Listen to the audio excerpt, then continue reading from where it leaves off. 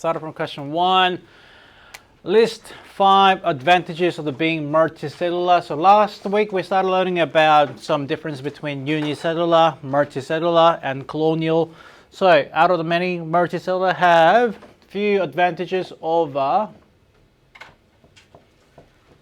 the unicellular. So started from, because we have a multiple cells, specializations of the cells and also differentiations. We are able to differentiate the cells functioning. 2, because we have many cells, we have more of the larger size and with the complex structure is a second advantage. Therefore, due to this, kind of related to, it means that we are more enhanced in terms of defense. Okay, come back to you. Defense mechanism. And this means that we have a complexity that's increase the we call the metabolic efficiency. Efficiency, E-F-F-C-N-C. So metabolism is something like related to the amount of energy you use. So compared to unicellular, we're using quite a lot of energy for one organism there. This means that we tend to have the longer lifespan. We live longer and ability to diverse the environment. And in this reason why you will see most of the organisms we found in the ecosystem are multicellular rather than but we have a bacteria anyways, the prokaryotes, there are quite a lot of those too. Yes, what's your question? Why is complex structure advantage? Compared to like some unicellular, that's related to question B, how being advantage compared to the unicellular. Being a complex structure means that we are more easy to get adapted to the different changes. Unicellular cannot adapt to some certain changes because they're fixed. Having the complex structures, like for example, temperature. It was extremely hot yesterday, like a 40. Today is a little colder, getting cooler tomorrow. Because we are multicellular, our cells can adapt to the change. Because we have a complex system, we can adapt to the change in the temperature quite easily. So your body organisms kind of organize that to get adapted to new different temperatures. Unicellulars, they will not really adapt to the given temperature changes, so that you probably see that why when we kill all the germs and bacteria, we put it into high heat. And even go up to like 60 degrees Celsius, it can kill all the bacteria. By the way, 60 degrees Celsius is the hot shower temperature that you're using. Okay, so that's kind of difference between two. B, let's talk about in terms of that compared to the unicellular organisms. So just giving the word for the one, specialization and the differentiation, it is a big advantage for the multicellular organisms because allows the, it's related here, B1, allows the more efficient division of the labor, the efficient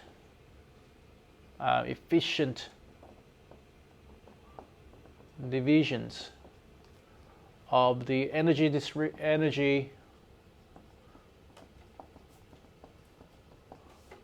distribution and amount of work, the labor you're doing in your body, which means that overall optimizing that the overall functioning. For the unicellular, lack of these or specialization means that they are on cells. Unicellular means that they are solely just by oneself on their own.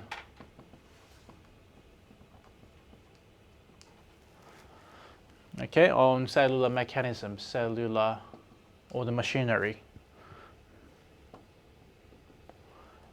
Machinery by yourselves.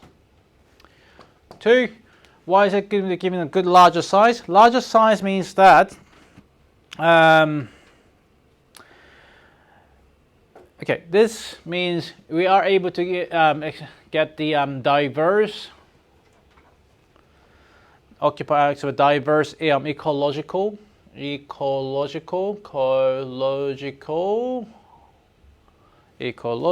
niches.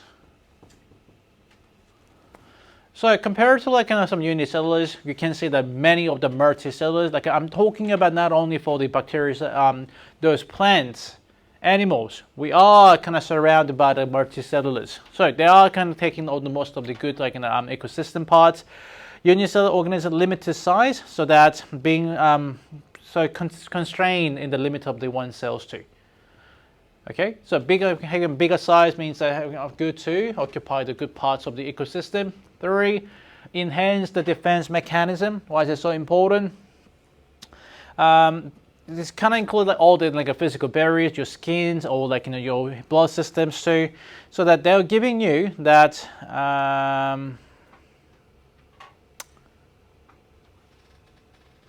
We'd have to talk about the details. So enable to give us this idea. Able to adapt to the changes in the environment effectively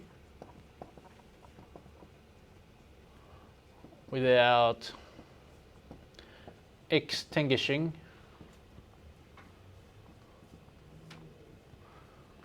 the whole population.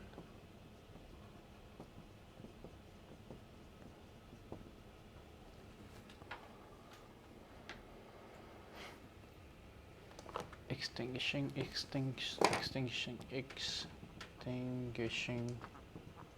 the whole populations. For the unicellulars, they're like the do or die. Okay, if you have like something that they are do or die, like they could go for it, or they sometimes die whole extinctions too. So for them, if you have a favorite like temperatures for the unicellulars, like a bacteria, they can grow really rapidly. Now, have a think about the good example would be the bacteria like yeast. It's a fungi, by the way, okay? But have a think about the concept that all the yeast is the kind of enzyme working for the you making fertilizations for the carbohydrates. We can't have the fertilizations, or like we can't have that yeast activity under like 0 degrees Celsius. So that's a good example of that. If you have the bread dough, put it into the freezer, you don't see that they're kind of making the bread dough anymore too. So it kind of means that they're kind of stopping the reaction, stopping the whole activities, possibly extinguish the whole like yeast in the given bread dough. Compared to multicellular, they are more like adapted to the given situation then. 4, we have the increase the metabolic efficiency. It's kind of same words again too, but kind of leading that to it's performing all the complexity. It's a more efficient. So let's talk about more efficient in terms of the nutrients utilizations. Is something that we are looking for, and also that very importantly, the waste removal. So it is very efficiently, like they are absorbing that all the nutrients and removing all the waste product they have. 5, compared to unicellular, longer lifespan is good. Multicellular is actually the kind of probably like organism they're going for something known as torpor or hibernations too. In the case they have realized that in this kind of harmful environment, they get adapted to it quite easily. Like bacteria, out of doubt they do that. So multiple cell means that it gives that greater flexibility. In other words, they can adapt it to in responding to the environmental changes.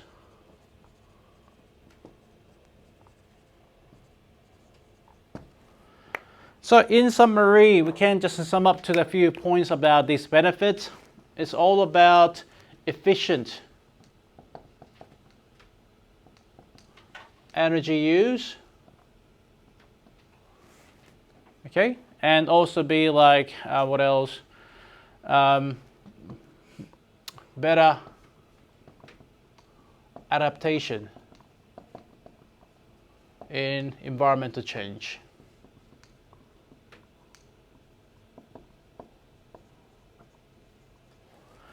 Later on, this we're leading up to there's something known as the natural selection too, and leading to the evolution. This is something that we're dealing today. That's module 3 later on. Yes, you're doing that. Okay. Question 2. Describe the process of the cell differentiation and specializations, mentioning at least 4 key terms. All right.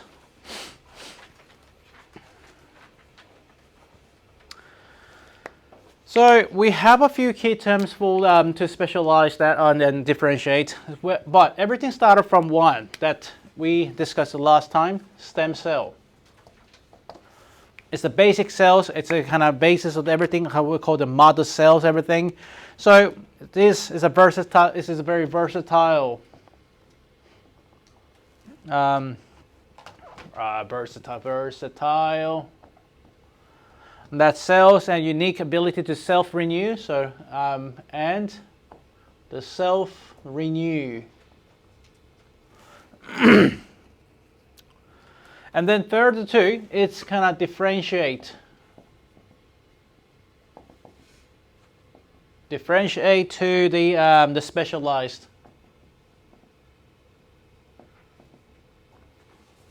Cells as well too. So this is the first things.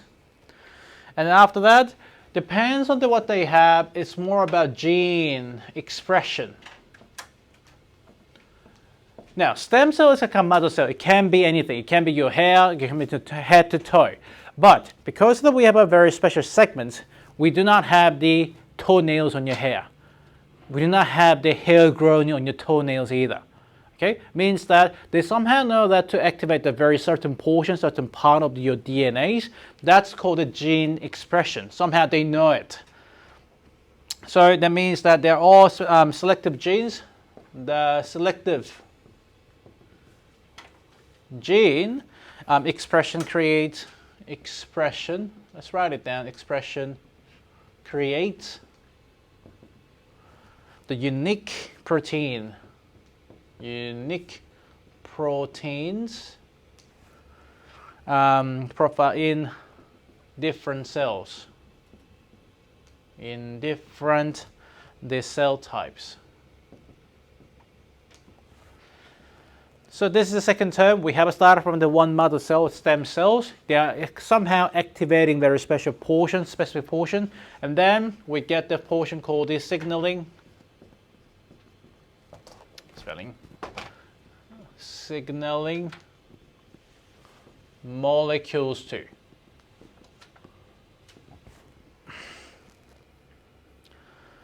So what they do is they're kind of guiding that cells to the differentiation into actually signal. So guiding or instructing the cells to the stem cells to become the specific cells.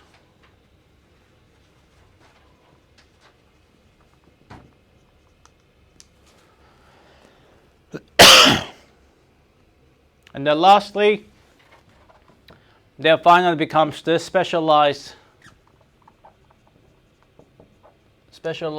structures and the functions. After that, they develop into the very specific cells, hair cells, kind of protecting your scalps, protecting your skins too. So they have kind of specializing into the long kind of fibers, like they just develop into the form too. So these are the 4 key terms when we're describing about cell differentiations or cell specializations then. Okay, last question, question 3. We have some of the those organizations in the plant, and today we're going to learn more about the plant today. Let's classify them from the smaller level to the higher level. So, Liana, what's the smallest compartment of the organisms?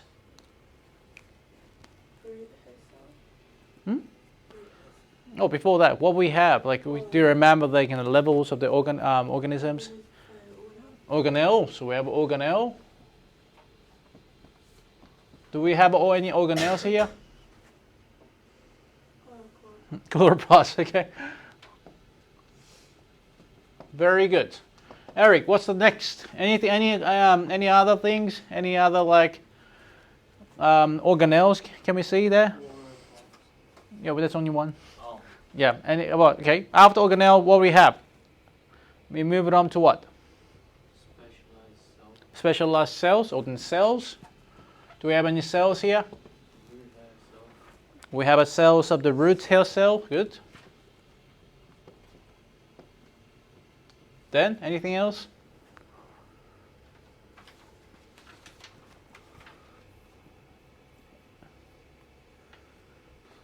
Chloroplast is just the organelle. Okay. All right. That's the only cells that we have in there. Next. Hayden, what's after the cells? We started getting something into tissues, okay? What are the example of tissues then from given? What are the example of tissues?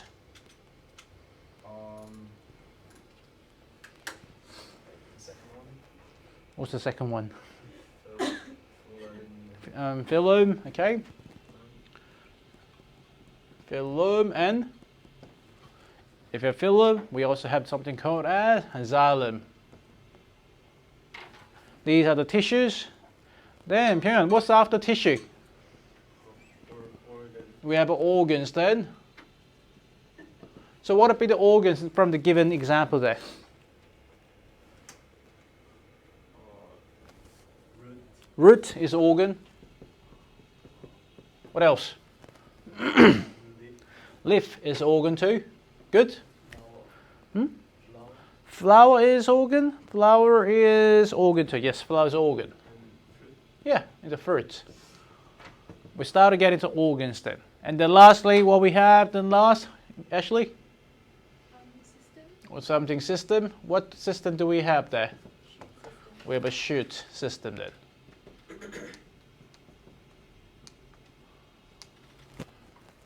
Okay, that's how we can figure out all the systems, organ, tissues, and therefore making into the levels of the organism. And then later on, collecting all the system, you go up to the organism. What would be the organism of this? This is plant organism there. Okay, it's very important to know the levels of those. Start from the really small, like a microscopic organelles, move on to the whole, like a macroscopic organism called a plant. Any questions about the chapter 1 that we learned last week? Quick revision. Okay, not too bad. All right, today let's move on to some chapter 2. We're going to talk about learn about some autotroph structures and the functions. So basically, some plants today.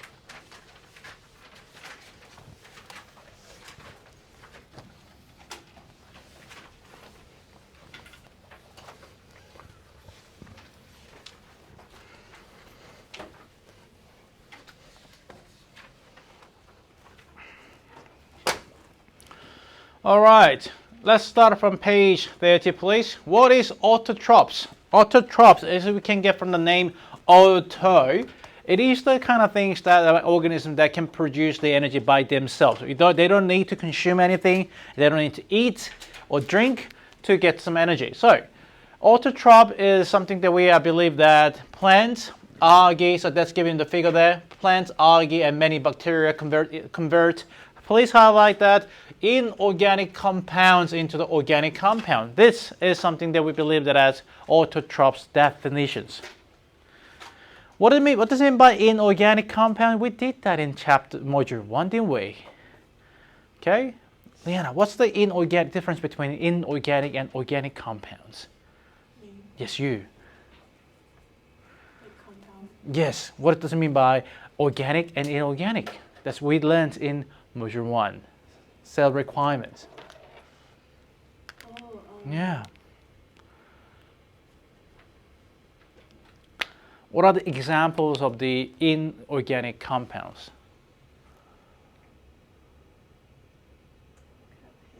Hmm? carbonate. Metals and non-metals? Chemistry? Those we call the metal ions, sodium, potassium, chloride ions. They are known to be inorganic. Then what would be organic? Do you want to pass to Eric? Mm-hmm. Carbohydrates, lipids, Lipids, proteins, nucleic acid. nucleic acid. This is all known as the organic compound. What are they? What's the common between those four? They are composed of the carbons. Okay, so anything like an organic compounds would be something we that involve in the carbons formulas. That means that from the inorganic compound, we now make an organic compounds forms too. So somehow they can exchange that too. For example, photosynthesis. If you remember that, that's the process of making the energy inside the plants using the inside of the chloroplast. That's what we think about here. Now, heterotrophs is that the bacteria, animals and fungi recycle nutrients into the inorganic compounds. So, guys, you can have a look at from here. The organic compounds plus the oxygen, kind of glucose, for example, produced that kind of comes to us. We kind of consume that and producing back into the carbon dioxide and the water. That's basically inorganic compounds. Those are the recycled. So, I'm talking about a bit of like a ecosystem. That's kind of recycling all the nutrients, recycles of the energies inside of the two. So the amount of the autotroph is something that's very important. It is very important to understand what's the function of the autotrophs, because without the autotrophs, guys, why we need to plant many trees? Why is the big concern about harvesting all the trees, cutting down the trees? Why is the greenhouse effect is so important to learn? Because of we are lack of getting lose some of the autotrophs as well too. Okay, so long story short, autotroph structures. Next page, page 31, please. The majority of the autotroph organisms are what? Plants. So most plants are described as the vascular plant, describe the possess the transport system to move substance from one part of plant to another. So a small number of the plants are termed non-vascular. So please highlight that we have some vascular plants and non-vascular plants. We're going to learn more in details about difference between these two later. We're talking about transport, but these plants, such as mosses and the leafwort, have a very little simple structures. And all nutrients are absorbed and the wastes removed by the diffusion and osmosis through the surface of the plant.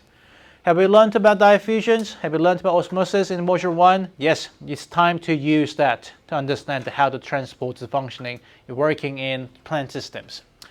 So plants have the specialized cells that grab together into tissues, such as photosynthetic tissues. These tissues, along with the other tissues, forms organs such as leaf that carry the particular functions to support the effective and efficient function of the plants. So we have a very special function stat, which is coming from the next page, page 32, please. It shows you that some vascular plant structure there.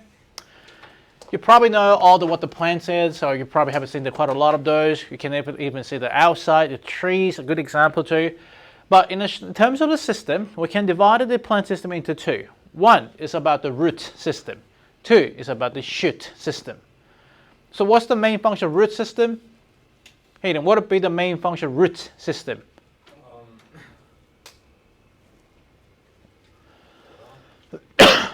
Let's try to use some common sense. What's the function of the root? Why do you think the plant needs to have a root? To get water. Get water or get the nutrients. Okay, you know that what happens if you don't give water to the plant, especially in the root system, because they're dried out. Okay, what would be then function of the shoot system? It would be most likely for the photosynthesis. So did you realize that the colors of the root is not really green? They don't really need to. The good example is think about the potatoes, sweet potatoes. They are root. They're root. Are they having the some green pigments like those leaves? They do not tend to have the root because they have those kind of green pigments because they don't really need to go for root. Doesn't really need to go for the photosynthesis. Okay. And Liana, what's the organelles in responding to responsible of the photosynthesis again? It'll be chloroplasts. Then we will learn more about how those functions and structures are effectively absorbing that. Okay, page 32, please. Two things. Xylem, XYLEM, is responsible for the transport of water along with the water-soluble nutrients and the minerals absorbed from the soil through the root system. Please highlight that when people are asking you, hey, what's the key features of the root system or the plant system? Xylem is one of them. The next is phloem. It's a conductive tissue composed of the thin walled cell and transport sugar in the form of the dissolved sucrose and other plant product from one part of the plant to another too. Okay, so please remember these two. We're going to come back and see the xylem and the phloem quite a lot in this whole module. We're going to study that again and again. And today, using your microscope, you're going to look for those xylem and the phloem as well too, given a sample. Yes, we have a prag. Yes, we have. Why are you so excited, Eric? Okay. Yes, we got to look up some of the sample, and you need to draw that in your workbook today. Okay, that's most likely the practical task you're going to do in school as well too. One thing, I try to bring some plant, I try to bring some basil leaves, so it's kind of dissect it and have a look at that, but sorry, I forgot about it. Okay, I left it on my table, on my desk, sorry. If we have a chance, we'll probably do next week or the week after, when we have a chance, because we got to talk about plants quite a lot. Not only for the structures and functions, we got to look for like in the transport, how they transport and the functioning too. Okay, we're doing the practice, but we have some samples ready though. Okay, we're going to use those samples. If we have a root, we have the shoot, we have the leaves, we've got to look at those differences. Okay, unfortunately I only have 4 microscopes, so someone needs to share one. Okay, we can rotate it around, but play with that as many as you can. All right, move on. The root system. So out of the 2 systems, let's talk about root first of all. Root is what? Root is for, first, it's for the anchoring. Yes, it's kind of put it in. Anchor means you kind of put that and hold the plant into the one spot. This is why trees stays in that, due to that big root. As you can see, the root is all that embedded out and absorbing the water and nutrients. 2 main functions. So usually underground for the root system, usually. There are some exceptions, but we're talking about 95% of the plant systems. Sorry, the plant organisms. The root have a very large surface area that allows water and organic mineral salts to be absorbed effectively. The epidermis is the outermost layer of the root, and it is through the specialized epidermal cells that the absorption of the water and mineral occurs to. Now, have a think about here. We have an absorption of the water. Just briefly, we have a root, saying there's a root system given here like this. Ashley, have a think about the absorption of the water and the nutrients. Do you think the concentration of the root compared to soil, which would need to have the higher concentration to absorb the water?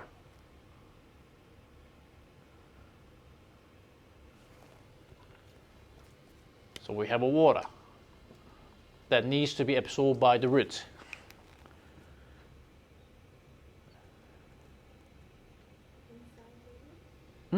We have a higher concentration root system than the soil, so that due to the osmosis, that water goes into that root system. But somehow we have a nutrients that also needs to go inside of the two. So which part do you think they need to have a high concentration then?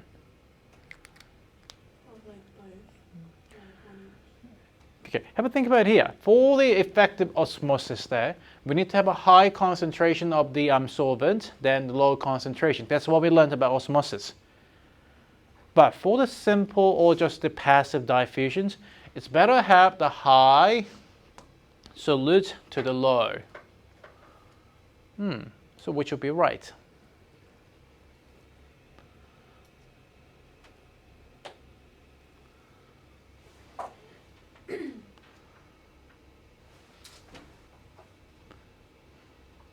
Okay, that really depends, and this is the reason why the root has really long hair as well too.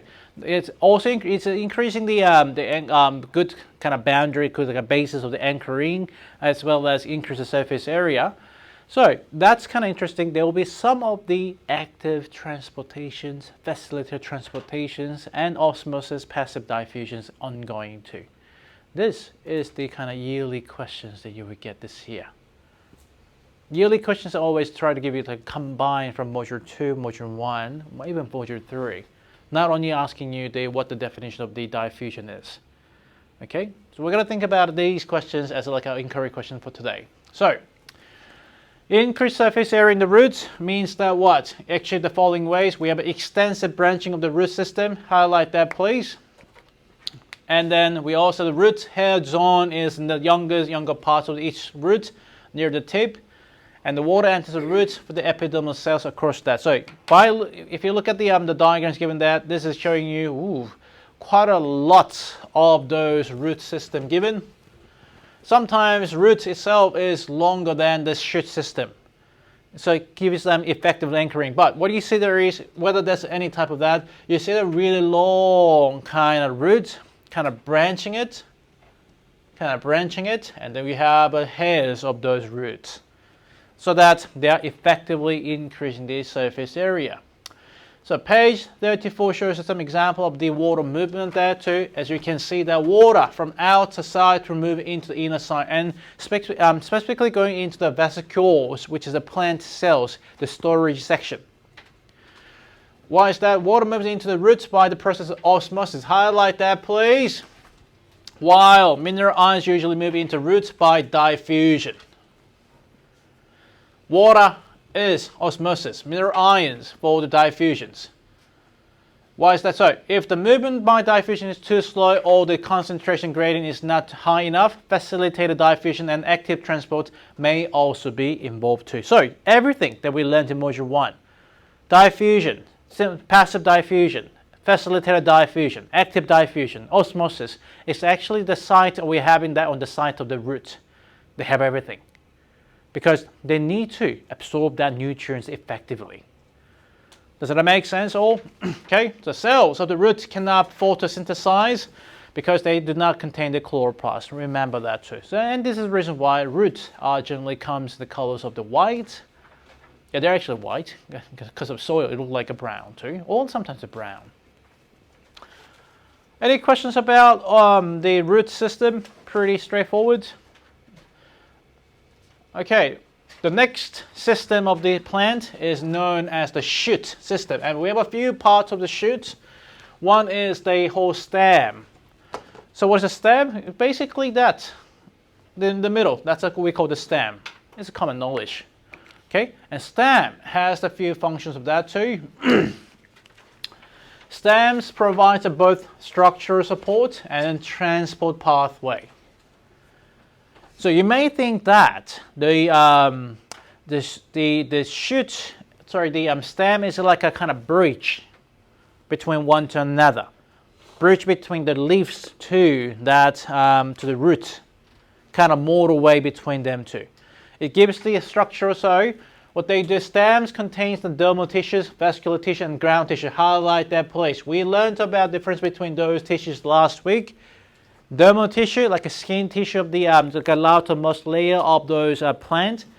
Vascular tissues, we like the vasculole, those tubal type, and the ground tissues kind of filling up the rest of those.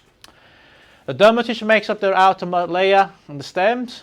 The vascular tissue composed of xylem and phloem. Highlight that please. Xylem and phloem tissues. So if I draw the structure, the structure there, this is a dermal. We have a xylem and phylum. That comes like some structures there.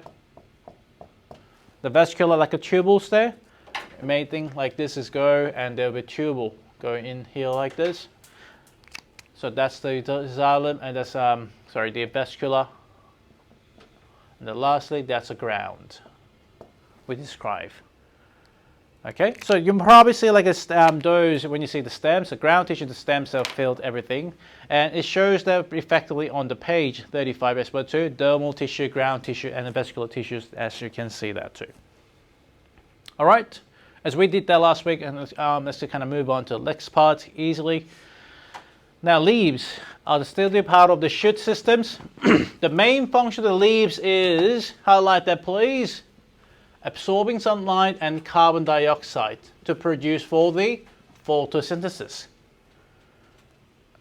So, if you think about the leaves, it's not as much as like a root, but they still have quite large surface area to volume.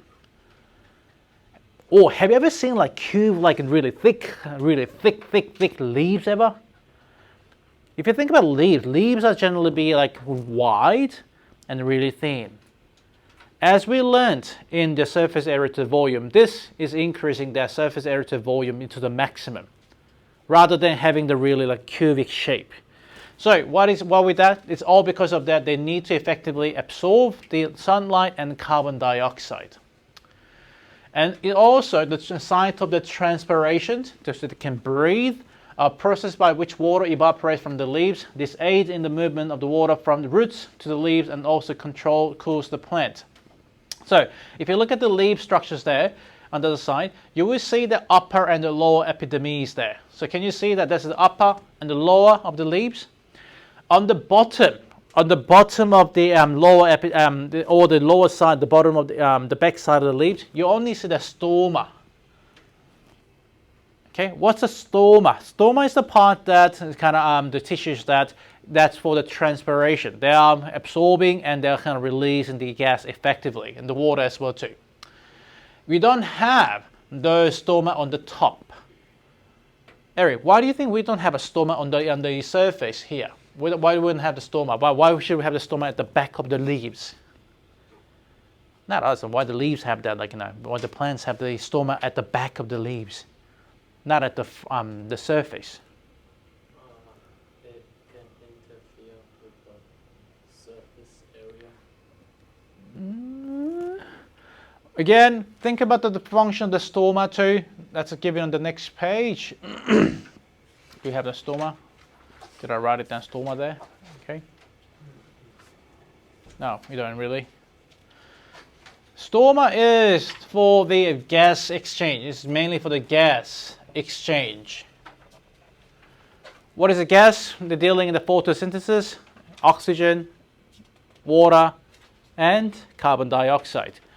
If we have a stoma on the surface, the upper surface of the leaves, means that there will be direct contact to all the sunlight, which means what? They easily get evaporated quicker.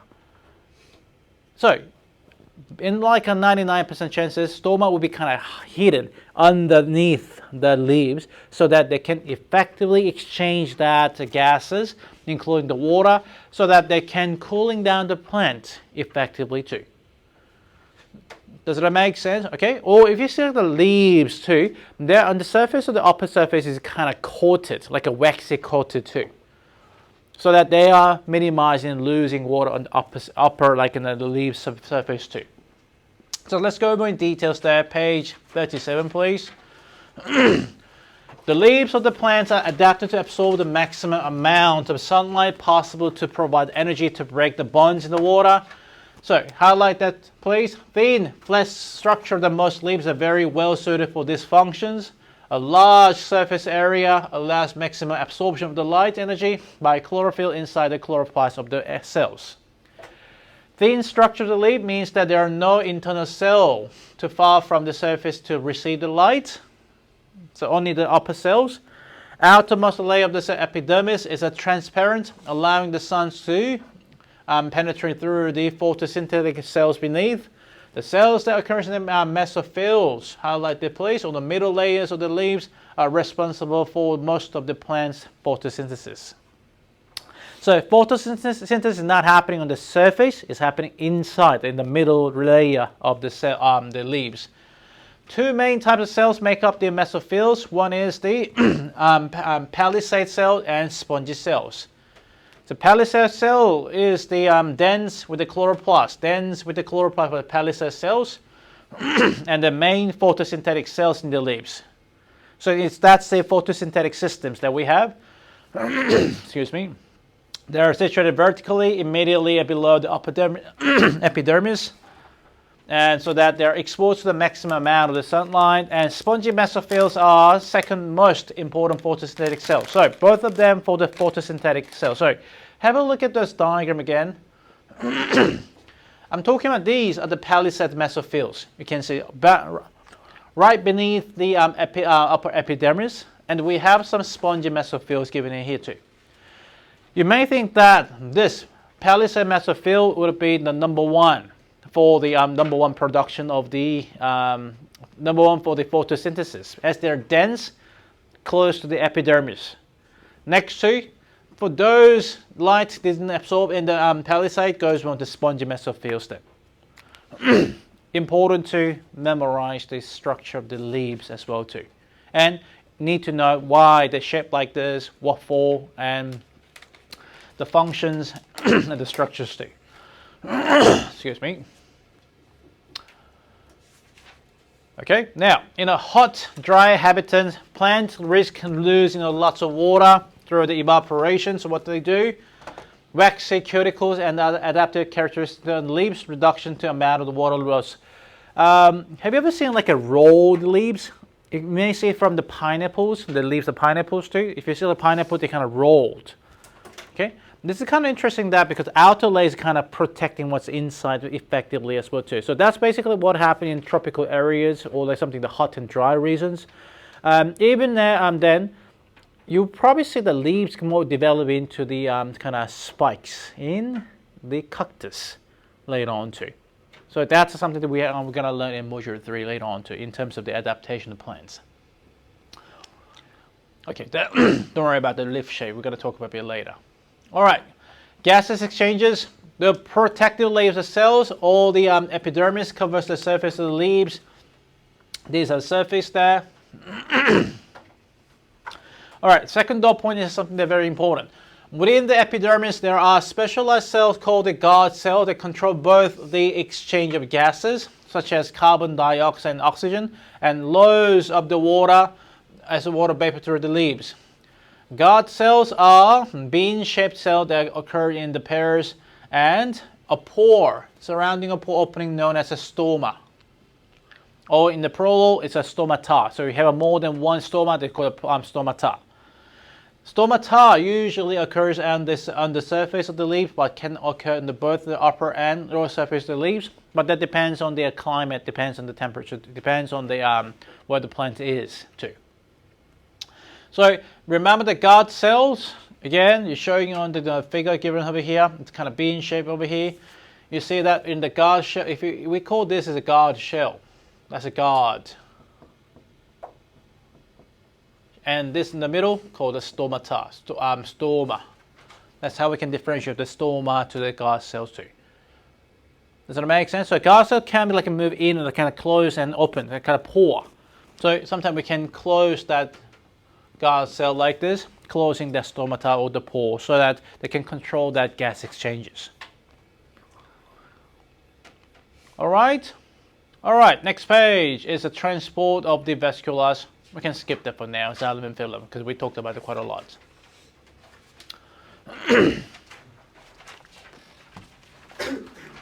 So basically cellular respiration we kind of talked about it last time too. So what I want you to do now is I would like you to answer some of the questions in 2.1, 1, 2, 3 questions in there. I'll give you about 10 minutes to answer those questions.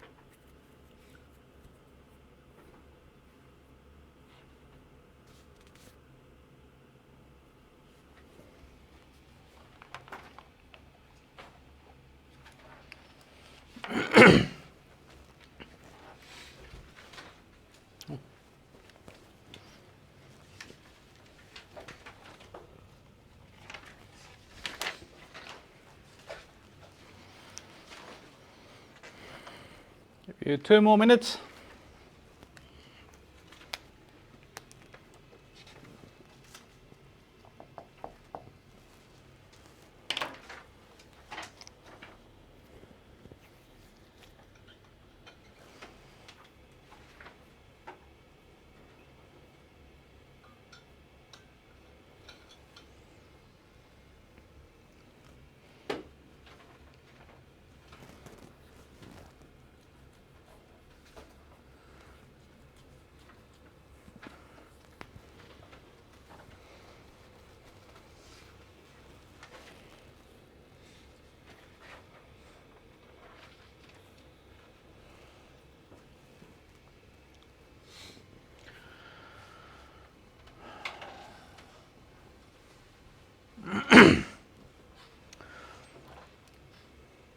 Okay, the main functions of the leaves can be summarized into up to 3, sometimes up to 4.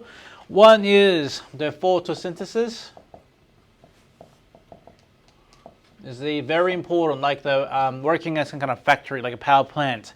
2, that's the place where you get the gas exchange. So that could be a CO2, water, the oxygen gas exchange too. And once all that nutrients of the water and everything get exchanged, it's called a transpiration. Transpiration. That's transporting all the things. So water vapor is released, plant, and then goes in stomata too. Sometimes leaves can be working as a storage of the nutrients. That's sometimes very specialized in some of the plants. So if you see a really big shape, kind of long shape, and some they're more likely rather than having a really short the stems, that sometimes store some of the energies and nutrients in the leaves too. Okay, that's for question 1. Question 2. Describe the features of the most leaves that allow them to absorb the maximum amount of the sunlight.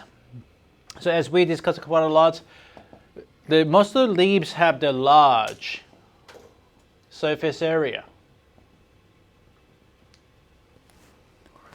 To maximize the amount of the oxygen, amount of the sunlight they received. And they also have really thin layers too, thin structures. Again, combining these two, having a really large but really thin structures like this, maximizing what? Increase in surface area to the volume. And we did a prac about it. What's the benefit of the increase in surface area to volume in terms of diffusion? Okay, the more effective diffusion happens. So, and they're kind of protecting on the top, so there are thin cuticles, kind of waxy cuticles on the top of the layers too, so that effectively protecting the water evaporations. And lastly, they have a really vast amount of the chloroplast kind of distributions.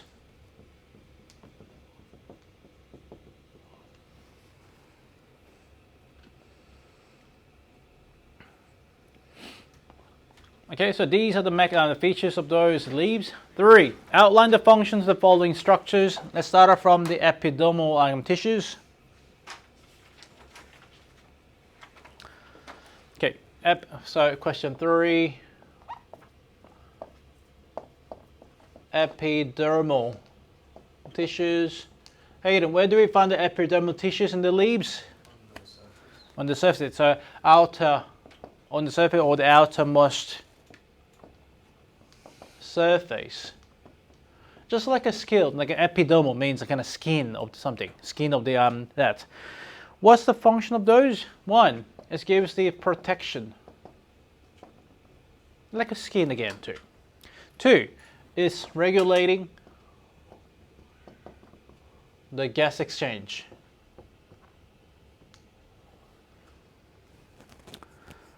Okay, using that stomata is located in the epidermal tissues too. 3, they're also secreting some waste products or secretion, I should say. Secretion is better. Secretion. The lastly, 4, it's a light reflection. That's an absorption first, and sometimes reflection. They do not absorb every single light. Sometimes they need to reflect that so that they can maintain, they can protect the chloroplast amount of the amount of the gas that produce, amount of energy produced too. B, palisade. The palisade mesophyll cells, mesophyll cell is something that we found in the layer of the elongated cells. So located beneath, just under, beneath the epidermal cells. Epidermal.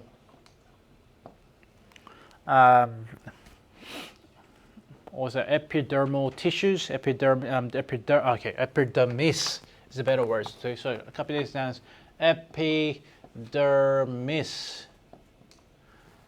of a leaf.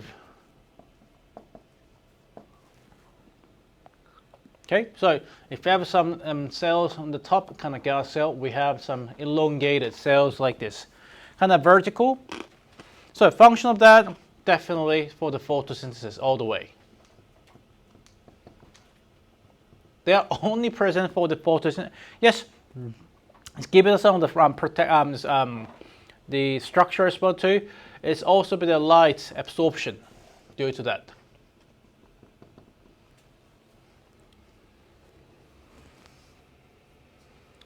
Okay, and they sometimes do the carbon dioxide uptake as well.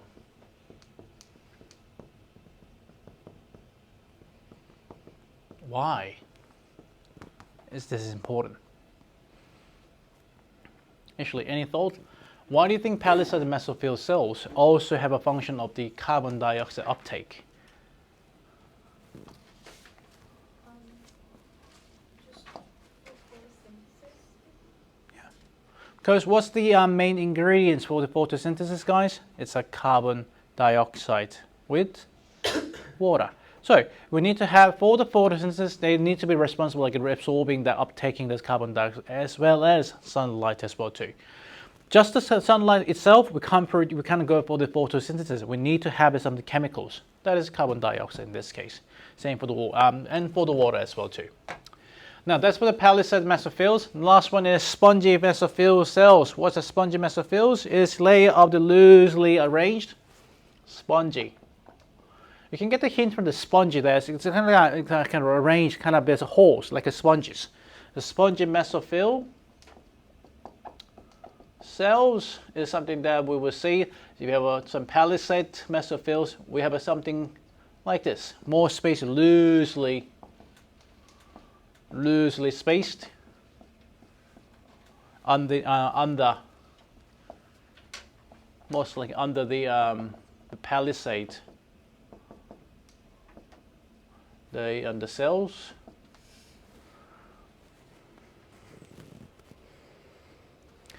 The function is basically very similar. Is first is gas exchange.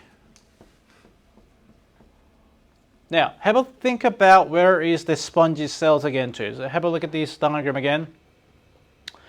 By looking at the structures, it kind of makes sense. Now, spongy mesophills are located on more the beneath, the down, or the back side of the leaf. What do you have in the backside? You'll have a lot of the stomatase.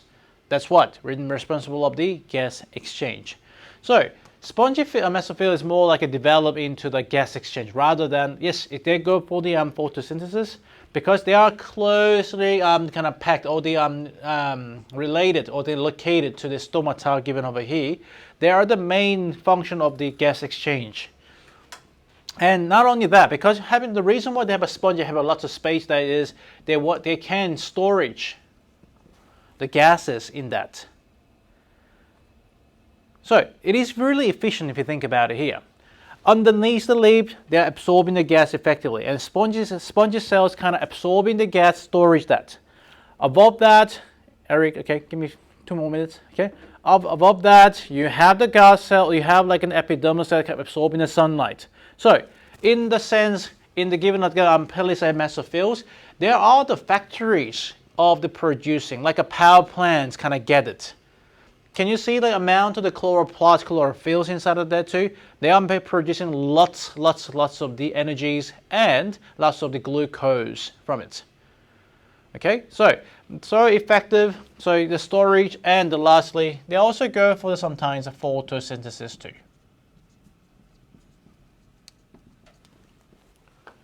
So hopefully you can see those structures under the microscope today by looking at the leaves, some of those. It's very hard to see those spongy and palisade mesophyll, but if you can, have a look at that. Okay, any questions up to here? Okay, let's have a 5 minutes break, and then we're gonna finish all the chapter 2 gas exchange, and then move on to the prac. So let's specifically talk a little more about the gas exchange before we move into the lab. So gas exchange, when we talk about gas, there are a few gases that are exchanged by the plant. Generally there are CO2, H water, and oxygen. These are the main type of gases that are exchanged. As we know, carbon dioxide and water is the main ingredient. This is the main for what? The photosynthesis. O2 is used for the cellular respiration. So yes, as a result of the photosynthesis, they produce the O2, and that's used in the cells in respiration. But if you remember, like in a plant is so important in terms of they producing lots of the oxygen, therefore we can breathe that fresh oxygen from it. So that's how we can get the gas exchange, and normally those are happening in somewhere called the stomata or stomate. So in the singular term stomate, and in the multiple term or plural term, the stomata is mostly found the undersurface of the leaves, as we discussed today. There are some, and because of we don't want like burnt, we don't want to get the waters get evaporated, then generally found underneath the below undersurface of the leaf. So plants have their stomata arranged in different ways. For example, Australian eucalypts have their leaves that hang vertically to help minimize exposure to the hot midday sun. These leaves have their stomata disturbed on the both surfaces. Plants that float on the water usually have stomata only on the upper surface too, while plants that grow under the water often do not have the stomata at all too. So it is very important that stomata need to be opened. Stomata need to be open to like in the air, so that they can effectively exchange the gases. Does that make sense? Okay, it really depends on the plant type. So as we discussed that, stomata are broadly by two bean-shaped guard cells. That's shown on the page 43 again too. We have a guard cells, generally two, but there could be many other guard cells too. They are giving that kind of guard, actually the guard cells are only two. This is the guard cells. And what they do is, they are working as muscles. So they can open and close that pore, which is inside there, in the stomata shape. And the vesicule is kind of located here. So remember, the vesicule is the plate in the very special features in the plant cell, which is used for the structure and the storage of the water, or some of the nutrients. So as you can see from the stomata, the stoma is open and closed by kind of contracting and opening up using the muscles or using the guard cell given there too. Okay, now plants have to balance the exchange of gas without losing too much water. This is assist the ability of the stomata to open and close, as you can show from this part over here. When stomata are open, gas are able to diffuse through them. When they're closed, no gas are transported and no water is lost as well too. It's pretty simple. You can just think that as it's working at your hand, open and close the guard cells like this, or like you use your arms like this. It's exactly like it's somehow working like this. I'm making a pull, close it, making a pull, close it. Okay, that's how the gas exchange happen inside of this the plant leaves. There are another part of the responsible of the gas exchange, which is called the renticles. Renticels. So renticels are pores through which gases exchange occurs in the woody parts of the plant, such as trunks and the branches of trees and the woody shrubs. So if you ever seen like a pore, like around this kind of pore holes in the trunk of the trees, okay, they are basically, we can think that as those are the gas exchange sites of those trunk. And that we don't really see that in the stem of the your plant. We'll probably see like a thick trunk a lot, because sometimes the stomata in the leaves is not enough to get the exchange, especially in the middle side, the middle of the trunk, so that they may need to have the like a reticle side. So what do we see? They appear on the small dots to naked eyes, but on the microscopic examination, it can be seen that the cluster of the loose cell in the cork layers of the bark. So that's what that means in here. You will see that lots of cells kind of embedded too, and this giving some spaces open. So as the space is open now, what is it good for? It's good for the diffusion of the oxygen, carbon dioxide, and the water vapor through the reticle cells in relatively slow depth. Stomata is relatively fast, by the way, and then they can contract and open them really quite easily too. But reticle cells, they're not really able to close that reticle cell once it's open. It's kind of, it takes a bit quite a longer period of time to close that. Okay, so let's have a think about this question then. Distinguish between a stomata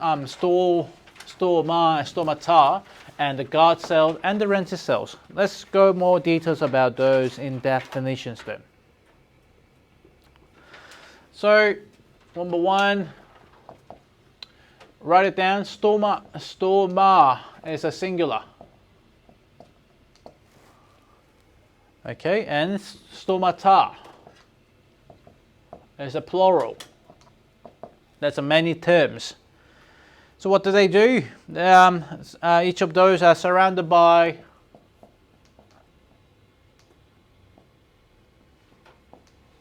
two guard cells, and the function is the crucial for the gas exchange. Gas, like for example, CO2, water, and oxygen exchanges.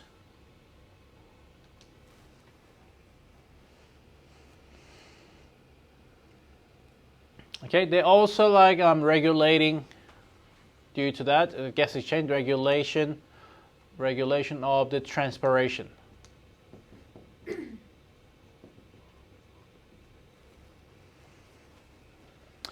Now, guard cells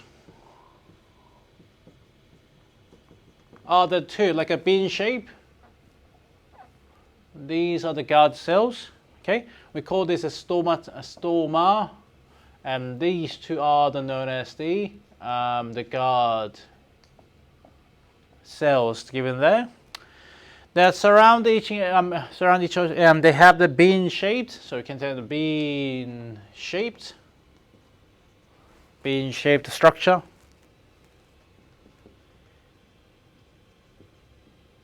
And it contains, most importantly, they contains the chloroplast inside of that. So what do? They control the open and close of the stomata or stomata. So what actually we have work here is they're actually filling up some water. So as you remember, the vesicles inside of there. You can think of it's kind of when it's empty, kind of close. So when you're putting the pressure, it's kind of swollen, so that it's open up too. So when the curve outwards, so when the turd swollen with the water,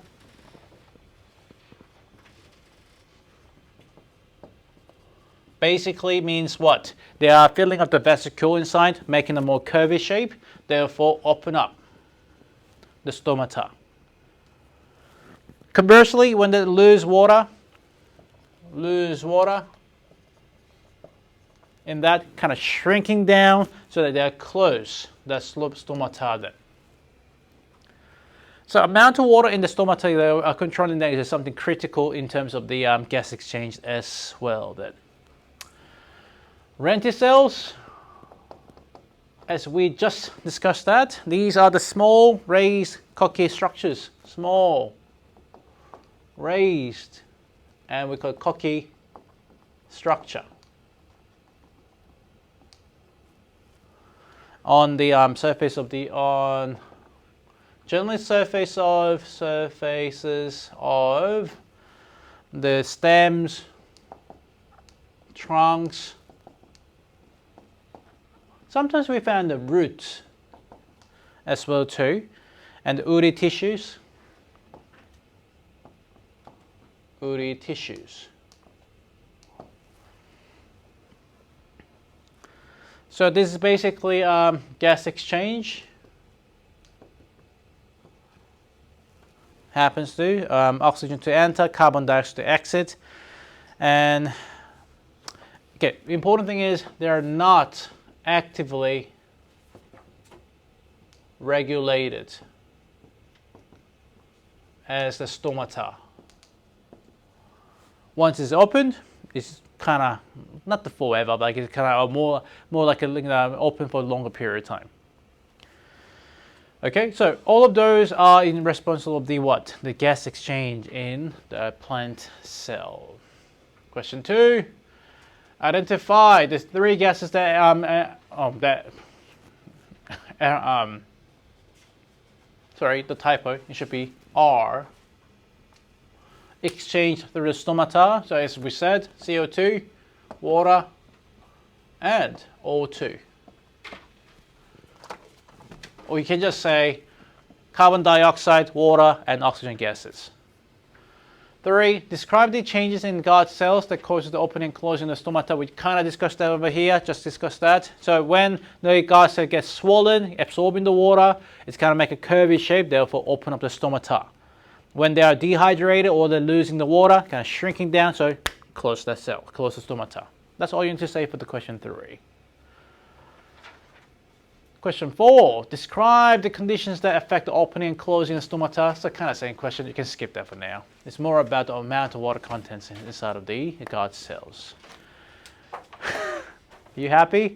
All right, before we move on to that, let's think about the aim of today's investigations. Today, you don't give it the fresh soft leaves. Now, you need to look up at least 3 of those the plants. 1, you need to look up the root. Okay, so you have lots of samples given. Find the root, have a look at the root, and you need to draw that in the given workbook as well too. On the page, 52, draw the label diagram of the all the roots, and we don't have the onion roots, so any of the roots there, stems, and the leaves systems too.